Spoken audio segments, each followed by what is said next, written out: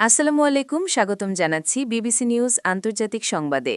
শুরুতেই সংবাদ শিরোনাম, এরপর বিস্তারিত। পাকিস্তানে গাড়ি বোমা হামলায় ১১ সেনা নিহত। এক রাতেই ৪০০ ড্রোন ও ২৯ ক্ষেপণাস্ত্র ছুড়ল রাশিয়া। নেগেটিভ ভিসার তালিকা থেকে পাকিস্তানের নাম প্রত্যাহার করল শ্রীলঙ্কা। সৌদি আরবে চাঁদ দেখা গেছে। মধ্যপ্রাচ্যে রমজান শুরু বুধবার। দর্শক, এতক্ষণ শুনছিলেন সংবাদ শিরোনাম। এখন বিস্তারিত। আপনি যদি ইসরায়েলের ধ্বংস চান এবং মুসলিমদের পাশে থাকেন, তাহলে ভিডিওতে লাইক করে চ্যানেলটি অবশ্যই সাবস্ক্রাইব করে দিবেন এবং আপনার মূল্যবান মতামত অবশ্যই কমেন্টে লিখে জানিয়ে দিবেন। এখন বিস্তারিত।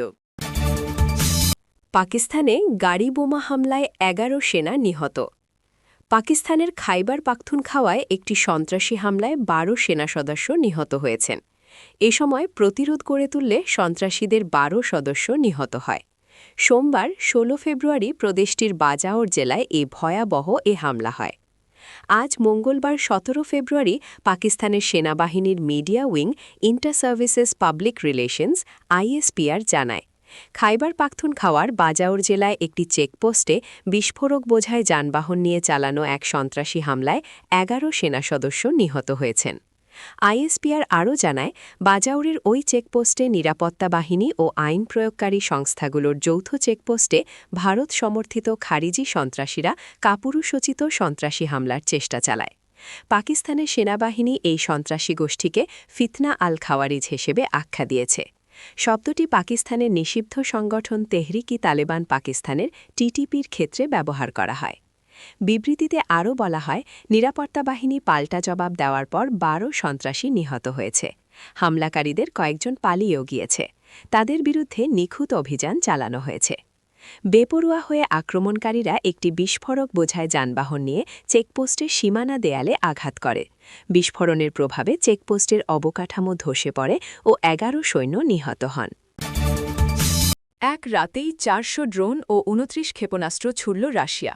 যুক্তরাষ্ট্রের মধ্যস্থতায় যুদ্ধবিরতির আলোচনা অনেকটা অগ্রসর হয়েছে এমন আভাস মিললেও ইউক্রেনের উপর হামলা থামায়নি রাশিয়া।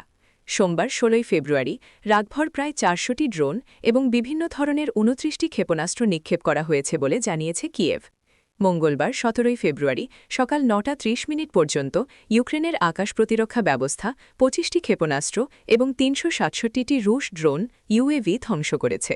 বিমানবাহিনীর বরাত দিয়ে এই তথ্য প্রকাশ করেছে ইউক্রেনীয় সংবাদ সংস্থা উক্রেনফর্ম। প্রতিবেদন অনুযায়ী মোট ৩৯২টি আক্রমণ নস্যাৎ করা হয়েছে। এর মধ্যে রয়েছে ২০টি বি-১০৮ এয়ার লঞ্চড ক্রুজ ক্ষেপণাস্ত্র, 4টি ইস্কান্দারকে ক্রুজ ক্ষেপণাস্ত্র, একটি বি-৫৯/৬৯ গাইডেড এয়ার লঞ্চড ক্ষেপণাস্ত্র এবং ৩৬৭টি বিভিন্ন ধরনের ড্রোন। এসব ড্রোনের মধ্যে শাহেদ, গেরবেরা ও ইতালমাস সহ অন্যান্য ইউএভি ছিল। তবে সব হামলা প্রতিহত করা সম্ভব হয়নি। 4টি ব্যালিস্টিক ক্ষেপণাস্ত্র এবং 18টি হামলাকারী ড্রোন 13টি স্থানে আঘাত হেনেছে বলে জানানো হয়েছে। ইউক্রেনের প্রেসিডেন্ট ভলোদিমির জেলেনস্কি এই হামলাকে সমন্বিত আক্রমণ হিসাবে উল্লেখ করেছেন। তার ভাষ্য, পরিকল্পিতভাবে ইউক্রেনের জ্বালানি খাতে সর্বোচ্চ ক্ষতি সাধনের উদ্দেশ্যেই এই হামলা চালানো হয়েছে। আন্তর্জাতিক অংশীদারদের প্রতি আহ্বান জানিয়ে তিনি বলেন, জীবনের বিরুদ্ধে পরিচালিত এসব হামলার জবাব দিতে হবে এবং রাশিয়ার আগ্রাসনের জন্য মস্কোকে জবাবদিহির আওতায় আনতে হবে। তার মতে, ন্যায় বিচার ও কঠোর অবস্থান নিশ্চিত হলে কূটনৈতিক প্রচেষ্টা আরও কার্যকর হবে। এজন্য রাশিয়ার ওপর কঠোর নিষেধাজ্ঞা আরোপ এবং ইউক্রেনীয় সেনাবাহিনী ও আকাশ প্রতিরক্ষা ব্যবস্থার প্রতি দ্রুত ও ধারাবাহিক সহায়তা অব্যাহত রাখা জরুরি। অন্যদিকে, আঞ্চলিক উত্তেজনা বৃদ্ধির প্রেক্ষাপটে জেনিভাতে মার্কিন প্রতিনিধি দল ইরানের পারমাণবিক কর্মসূচির পাশাপাশি রাশিয়া ইউক্রেন যুদ্ধ নিয়েও পৃথক বৈঠক করবে বলে জানা গেছে। এর আগে ২৩ জানুয়ারি অনুষ্ঠিত ত্রিদেশীয় বৈঠকে যুদ্ধ বন্ধের জন্য ইউক্রেনকে চূড়ান্ত শর্ত দেয় রাশিয়া। শর্ত অনুযায়ী ইউক্রেনকে পূর্বাঞ্চলীয় দনবাস অঞ্চল থেকে সেনা প্রত্যাহার করতে হবে। পরে আবুধাবিতেও আরেক দফা ত্রিদেশীয় বৈঠক অনুষ্ঠিত হয়। এদিকে যুক্তরাষ্ট্রের সাবেক প্রেসিডেন্ট ডোনাল্ড ট্রাম্পের প্রস্তাবিত ২৮ দফা শান্তি পরিকল্পনায় বলা হয়েছে, ইউক্রেনের ক্রিমিয়া, লুহান্স্ক ও দোনেৎস্ক অঞ্চলকে কার্যত রুশ ভূখণ্ড হিসাবে স্বীকৃতি দেবে যুক্তরাষ্ট্রসহ একাধিক পক্ষ। পরিকল্পনায় ইউক্রেনের সেনাবাহিনীর আকার সীমিত করা এবং ধাপে ধাপে মস্কোর ওপর আরোপিত নিষেধাজ্ঞা প্রত্যাহারের প্রস্তাবও রয়েছে। নেগেটিভ ভিসার তালিকা থেকে পাকিস্তানের নাম প্রত্যাহার করল শ্রীলঙ্কা। সব ধরনের নেগেটিভ ভিসার তালিকা থেকে পাকিস্তানের নাম প্রত্যাহার করেছে শ্রীলঙ্কা। কলম্বোতে পাকিস্তানের স্বরাষ্ট্রমন্ত্রী ও পাকিস্তান ক্রিকেট বোর্ড বা পিসিবি এর চেয়ারম্যান মোহসিন নকভি এবং শ্রীলঙ্কার প্রেসিডেন্ট অনুরা কুমারা দিসানায়কের এক বৈঠকে এ সিদ্ধান্ত নেওয়া হয়। এই সিদ্ধান্তকে পাকিস্তানি নাগরিকদের ভ্রমণ সংক্রান্ত জটিলতা দূর এবং দুই দেশের দ্বিপাক্ষিক সম্পর্ক আরও শক্তিশালী করার গুরুত্বপূর্ণ উদ্যোগ হিসাবে দেখা হচ্ছে। বৈঠকে মোহসিন নাকভি পাকিস্তানি নাগরিকদের ভিসা সংক্রান্ত সমস্যার বিষয়টি উত্থাপন করেন। বিষয়টি গুরুত্বের সঙ্গে বিবেচনা করে প্রেসিডেন্ট অনুরা কুমারা দিসানায়কে পাকিস্তানকে সব নেগেটিভ তালিকা থেকে অবিলম্বে বাদ দেওয়ার নির্দেশ দেন।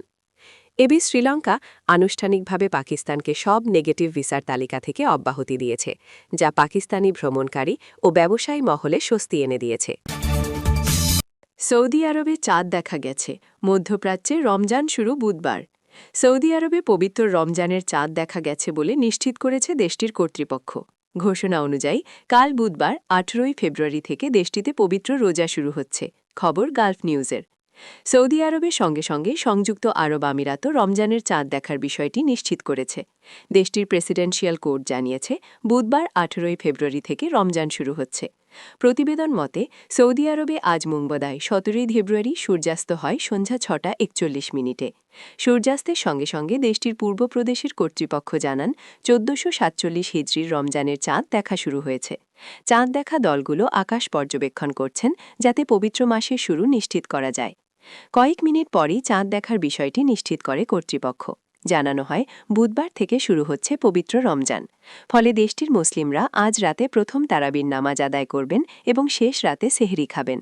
উপসাগরীয় সহযোগিতা পরিষদভুক্ত জিসিসি দেশগুলোর মধ্যে প্রথম হিসেবে রমজান শুরুর ঘোষণা দেয় ওমান।